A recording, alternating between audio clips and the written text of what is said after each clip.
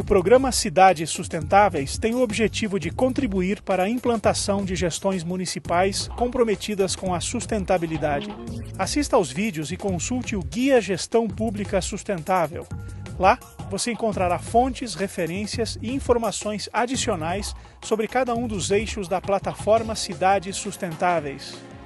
O objetivo geral do eixo Consumo Responsável é proporcionar o uso responsável e eficiente dos recursos e incentivar um padrão de produção e consumo sustentáveis.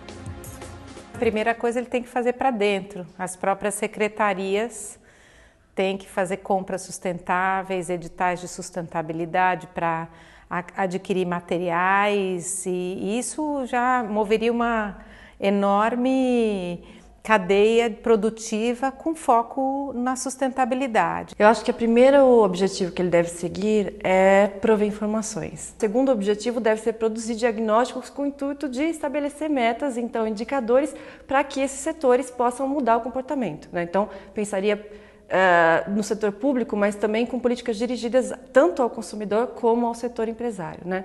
E ao poder público, eu acrescentaria a questão de repensar algumas estratégias de solução de resíduos. Então, por exemplo, a gente tem uma coleta seletiva que é muito pouco desenvolvida, né? Eu acho que se ela fosse mais abrangente, você primeiro atinge o consumidor e também resolve um outro problema, que é o problema social dos catadores de materiais recicláveis, que estão aí, de alguma forma, incluídos já na cadeia produtiva da reciclagem, mas sem nenhum reconhecimento profissional. A partir do objetivo central, considere os seguintes objetivos específicos.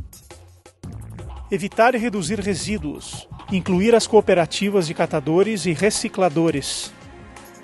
Gerir e tratar os resíduos de acordo com técnicas sustentáveis. Evitar desperdício de energia, melhorar a eficiência e incentivar a autossuficiência. Adotar uma política rigorosa de compras públicas sustentáveis. Promover a produção e o consumo sustentáveis, com a regulamentação de cadeias produtivas certificadas. Vamos analisar os objetivos específicos do eixo Consumo Responsável. Evitar e reduzir resíduos. Incluir as cooperativas de catadores e recicladores. Não é uma questão só do gestor público resolver, porque tem que ter um acordo dos setores produtivos para ter embalagens realmente eficientes, embalagens que se degradem, né? Embalagens que possam ser reutilizadas. Quando se falava de meio ambiente há 20 anos atrás, não se falava de resíduos, não se falava de lixo, né?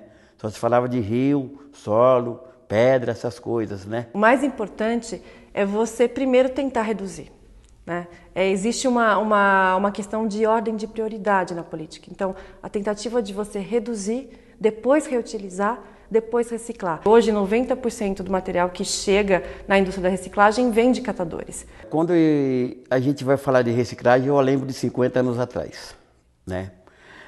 Por que eu lembro de 50 anos atrás? A reciclagem, ela começou meio de fato pelos catadores. Nós, catadores, enxergamos a reciclagem como uma fonte de recurso, sem perceber que a gente já estava fazendo bem para o meio ambiente e para a natureza. Só que esse trabalho é completamente não reconhecido, né? Além de ser realizado em condições super precárias, né? Você não tem uma remuneração, quer seja do poder público, quer seja da iniciativa privada, desse serviço, né? Esse catador trabalha às vezes isoladamente, junto a lixões, às vezes em cooperativas, como está mencionado no objetivo, mas em nenhuma dessas situações há uma política adequada de inclusão desses catadores de uma forma de ter um reconhecimento profissional do que eles fazem. Não só da questão de gerar emprego, também eu acho que as prefeituras também têm que investir nas cooperativas, na parte de infraestrutura, na questão do layout, um espaço adequado. Gerir e tratar os resíduos de acordo com técnicas sustentáveis. Grandes empreiteiras, elas ganham por quantidade. Então, quanto mais elas tiverem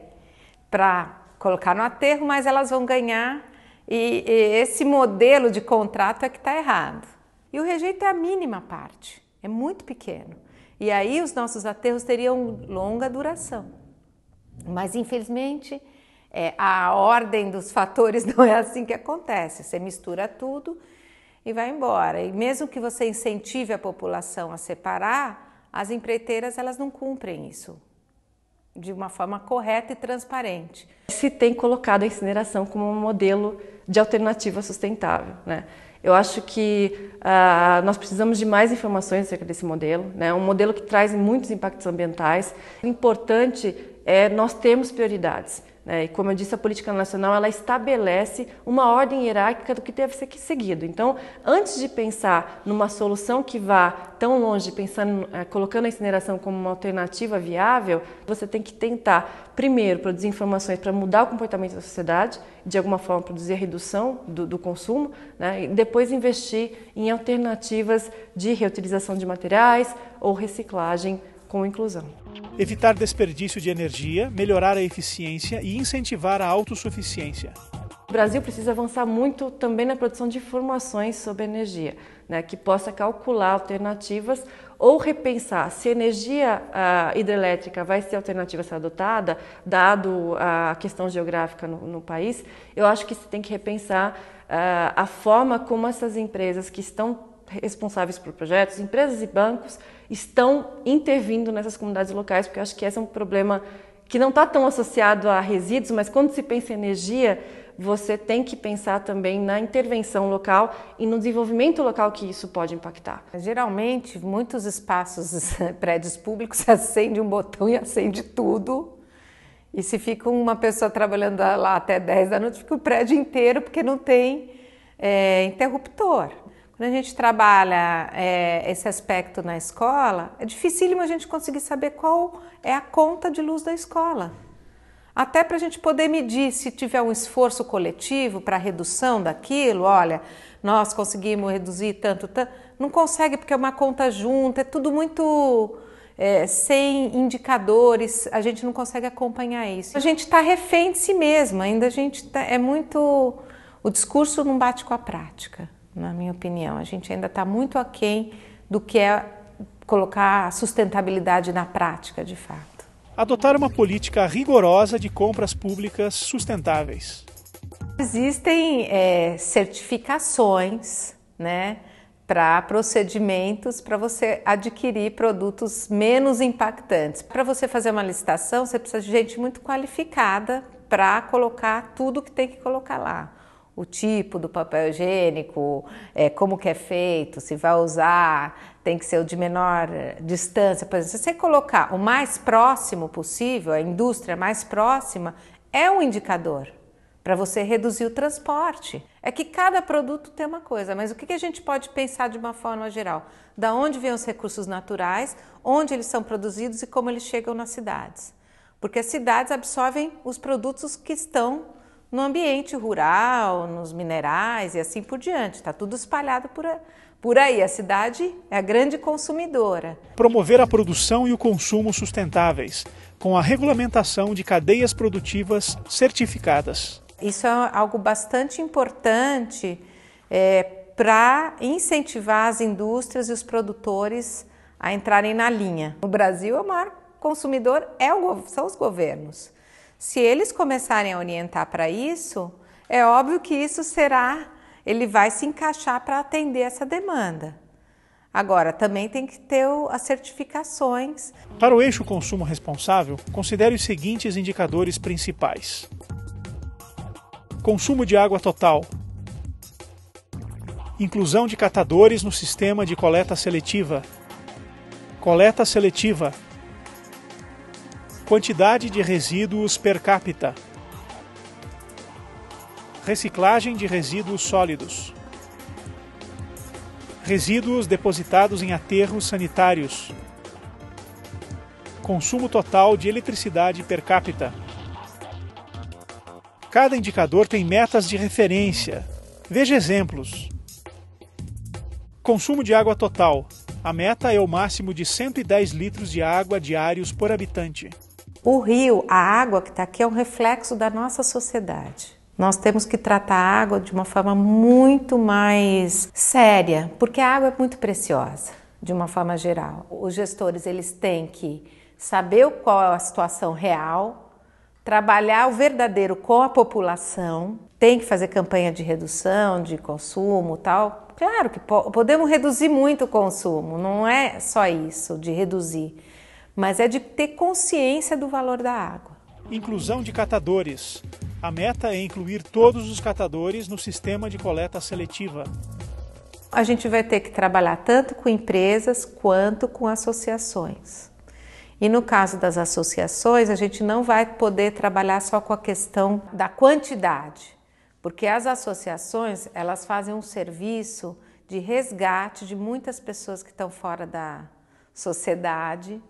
Então, a gente também tem que agregar, um dos indicadores de trabalhar com as associações é o resgate social. Seria interessante investir também na qualificação para que ela possa avançar na cadeia produtiva. Então, acho que uma cooperativa ela pode, por exemplo, já ser responsável por triturar alguns materiais e já oferecer para a indústria da reciclagem um material mais adequado, né, que tem um valor agregado maior. Coleta seletiva. A meta de referência é 100% de domicílios cobertos pela coleta seletiva de lixo. Hoje a gente tem uma coleta seletiva que é feita por poucas centrais de triagem e ela não é abrangente. Eu acho que você tem que pensar em alargar esse número de ruas que se passa o caminho da coleta seletiva, criar informações para o consumidor saber como separar o resíduo, né? Às vezes a gente ainda vê aquelas 4 lixeiras coloridas, aquilo não faz muita diferença, né? Você tem que, por exemplo, separar o resíduo seco do resíduo úmido, porque, por exemplo, só de materiais recicláveis você tem mais de 70 tipos. Então não faz muita diferença separar, por exemplo, o plástico do papel hoje. A gente tem que separar o que é orgânico do que não é orgânico. Resíduos depositados em aterros sanitários. A meta é eliminar os lixões até 2014. Ela deve ser a final medida a ser buscada, né? A última medida a ser buscada. O que significa que, antes de tudo, você tem que pensar em redução de consumo, reutilização, reciclagem e apenas levar o que sobrar para o aterro. Consulte o GPS para saber como alcançar as metas em todos os indicadores.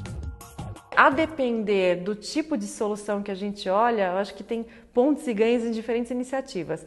A gente está agora na Fundação Getúlio Vargas, numa parceria com a Rede Nossa São Paulo, justamente pensando, levantando de todos os atores que estão trabalhando com reciclagem, quais seriam os casos de sucesso, né? A gente chegou à conclusão que talvez não haja uma cidade que consiga reunir ainda todos os potenciais de ser inclusiva, ser ambientalmente adequada, mas o que a gente vai tentar fazer é resgatar exemplos e pontos positivos nessas iniciativas que possam ser replicáveis. Então, por exemplo, Guarulhos acabou de apresentar um plano municipal em que houve bastante participação social. Então, acho que esse é um ponto relevante da medida. Consulte a cartilha e conheça outros exemplos de boas práticas.